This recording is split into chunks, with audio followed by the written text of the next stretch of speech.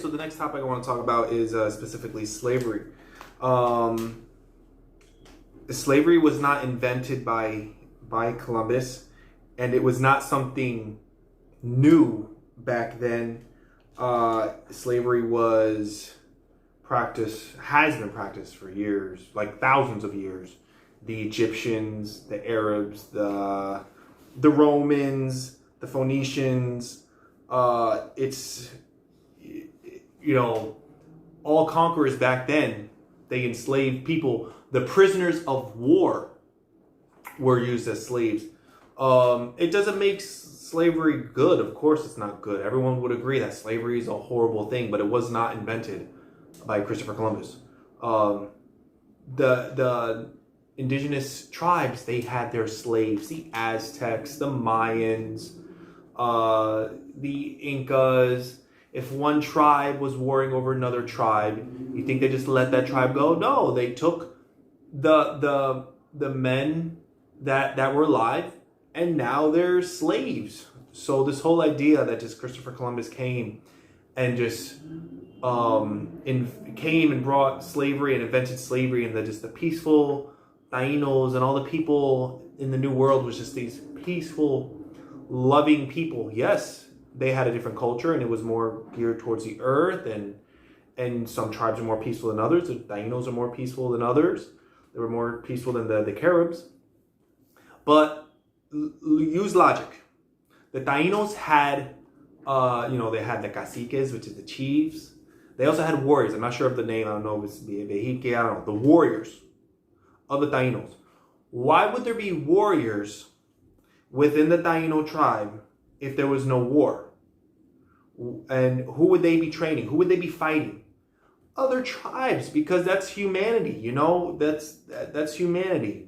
You got something I want. You got something that I want. We're warring over land, and we get in a fight. The winner takes all, and the loser gets enslaved, killed or enslaved.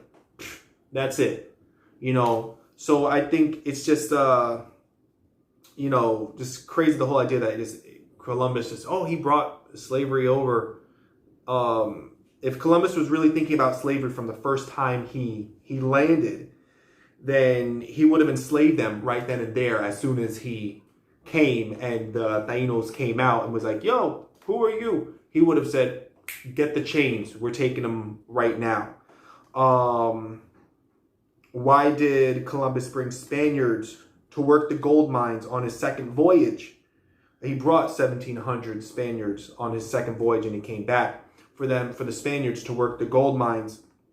Why would he do that if he was planning to enslave the indigenous people anyway? Why did Columbus not enslave all the natives that he found when he found his 39 men dead when he came back on a second voyage, and the fort that he made, the 39 men, was dead? He could have just gone out on a rampage and said, you know what? Wakana Harari, whatever. Oh, damn, I can't remember his name. I did a video on it. Of Gaunabo. It's in that one as a historical figure. At that point, he saw his 39 men dead and just said, screw it. Everybody, my allies, I don't care if you're friend or foe, round up all the natives that you can find. They're all going to be enslaved. That was not the case. Now, was there slavery? Yes. It existed before Columbus, and it existed after. It wasn't abolished. I think England abolished slavery before the U.S. But that was just a reality of the times. There's a difference between enslaving someone, of just straight taking them and chaining them up and forcing them to labor, and then having prisoners of war do work because they if they lost in whatever battle. Those are just political realities. Those are historical realities. You have a winning side and a losing side. It doesn't make slavery right, but keeping things within historical context, it was a different time. And I don't want people to think, oh, you're just making excuses for slavery. No, there's no excuse for slavery. But we're talking about events that happened 500 years ago. So yeah, the natives were dying and they needed more work, and so they would bring. That's when started with the Africans coming to work. But in the beginning, Spaniards were brought over to work alongside the natives, and the natives they were treated harshly by other Spaniards, and there was no peace kept. But I don't want to get too off track. But yeah, slavery, it's horrible. Of course, it's absolutely horrible. Christopher Columbus did not invent slavery.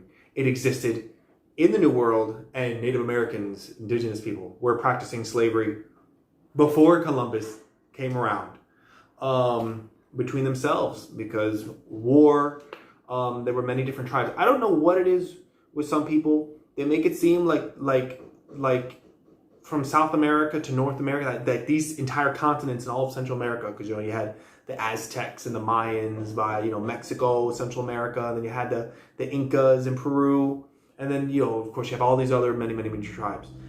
People make it sound like it was just one giant tribe, that no one ever had beef with anybody, and there was just peace. There was just this wonderful utopia until Christopher Columbus came along and just introduced sin to the New World, like Adam and Eve did, just introducing, people had beefs, tribes had beef with each other, before Columbus came and after. So that's my, my take on just thinking about slavery, just thinking logically, okay? Columbus did not invent slavery. Slavery already existed in the New World. Yes, the Taino were peaceful people. They had beef with the Caribs, who were not so peaceful people. And they would fight. If that was not the case, then there would not be Taino warriors.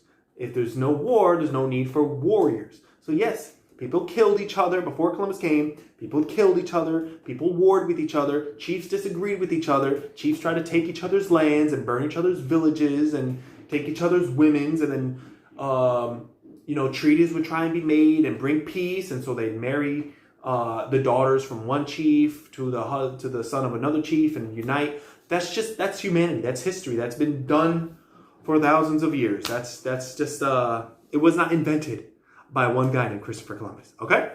Moving on. The last part of the quote. I don't think I misheard the quote, but you can repeat it if you like. In the name of the Holy Trinity, what should we do in that name? Go on sending all the slaves that can be sold. So he sent slaves to the New World. That is true. Or back to Spain. That is true. That was part of the deal. He agreed to the encomienda system as a political concession because he was outfoxed by a local mayor named Roldan. This was the cause of much of his consternation in the New World. It's the reason that Bobadilla was able to take over and usurp control from him in the West Indies. This is a political reality. This is not a beautiful thing. It's a terrible thing. Slavery is an awful thing. None of us disagrees with that. But for us now, as people who have benefited, all people of the whole world who have benefited from the greatest country, the most profitable, the most charitable, the most equitable, the most just, the one that allows you to stand there and ask me that question.